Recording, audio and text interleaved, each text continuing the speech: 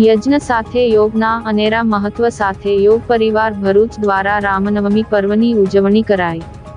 ચૈત્ર સુદ નોમ એટલે ભગવાન શ્રી રામજીનો જન્મોત્સવ। રઘુકુલ નંદન ભગવાન શ્રી રામજીના જન્મોત્સવની ભરૂચ શહેર અને જિલ્લામાં ઉત્સાહભેર ઉજવણી કરવામાં આવી હતી।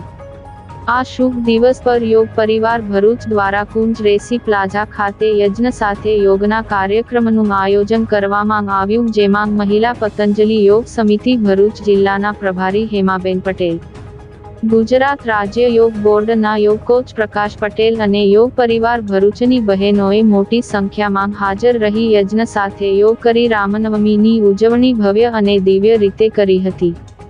આ પ્રસંગે ગાયત્રી પરિવારના સંગીતાબેન પટેલ અને મહેન્દ્રભાઈ પટેલ દ્વારા મંત્રોચ્ચાર સાથે યજ્ઞ કરવાની વિધિ અને યજ્ઞ કરવાથી થતા લાભો જણાવ્યા હતા।